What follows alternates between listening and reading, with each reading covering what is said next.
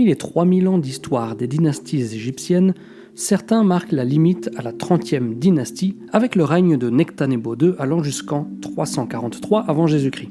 D'autres incluent aussi la 31e dynastie, mais nombreux sont ceux qui n'incluent pas les dynasties gréco-romaines car elles ne sont pas vraiment, entre guillemets, égyptiennes. Personnellement, je les ai toujours inclus, car elles regorgent de beauté. Certes, elles n'étaient pas égyptiennes d'un point de vue ethnique, mais l'héritage architectural qu'elles nous ont laissé n'a pas à rougir avec les plus grandes dynasties de bâtisseurs du Nouvel Empire, qui a vu par exemple régner Ramsès II.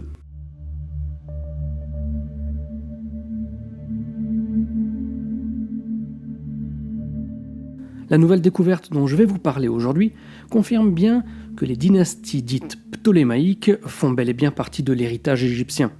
Des archéologues travaillant dans la péninsule du Sinaï ont récemment mis au jour un ancien temple dédié au dieu grec Zeus. Il est situé dans le nord du Sinaï, à Pelusium, la ville que Marie, Joseph et l'enfant Jésus auraient traversée pour entrer en Égypte.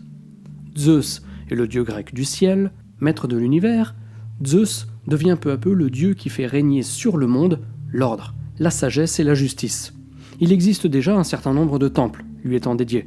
Le temple de Zeus de l'ancienne Olympie, par exemple, ou encore l'Olympion, le temple de Zeus olympien de l'Athènes antique. Le secrétaire général du Conseil suprême des antiquités égyptien a précisé que les archéologues ont excavé les ruines du temple depuis sa porte principale, où 2 gigantesques colonnes de granit étaient visibles. Comme d'autres sites à travers l'Égypte, dont la colossale statue du Ramesséum de Luxor, la porte du temple de Zeus a été détruite par un puissant séisme. Le fait que nous trouvions des vestiges grecs n'est pas quelque chose de très étonnant. En effet, l'Égypte a connu 300 ans de règne gréco-romain durant l'ère ptolémaïque, de laquelle sont issues de véritables merveilles. Ce sont les gréco-romains à qui l'on doit le temple d'Edfou, situé à mi-chemin entre Assouan et Luxor et dédié à Horus, dieu à tête de faucon. Ou encore le temple de Dendera, au nord de Luxor, offrant peut-être la salle hypostyle, cette immense salle avec des grandes colonnes, la plus impressionnante de tout le pays, comme vous pouvez le constater sur ces images, sans oublier, bien entendu, à Dendera toujours, les cryptes initiatiques.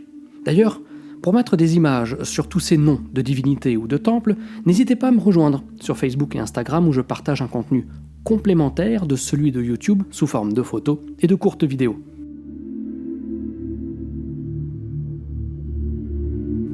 Mustapha Ouaziri, secrétaire général du Conseil suprême des antiquités d'Égypte, a indiqué que les archéologues ont également trouvé des blocs de granit qui formaient probablement un escalier pour permettre d'accéder au temple.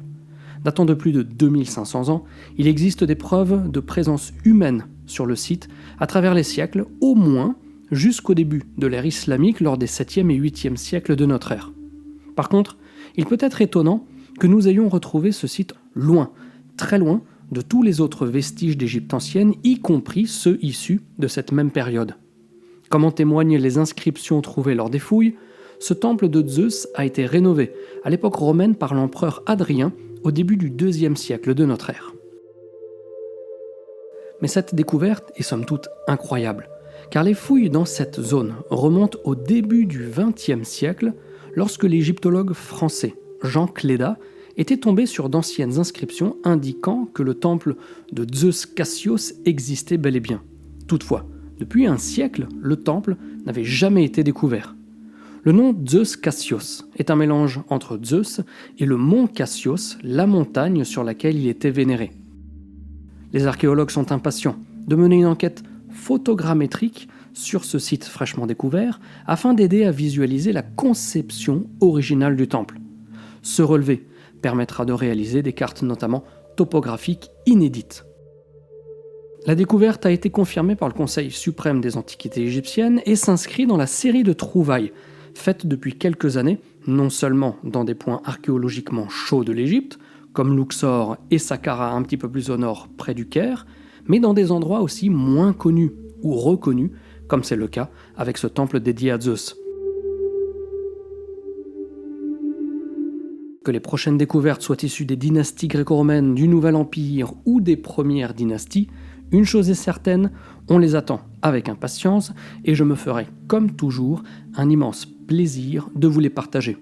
D'ici là, portez-vous bien et surtout n'oubliez pas de garder la passion. Ciao ciao.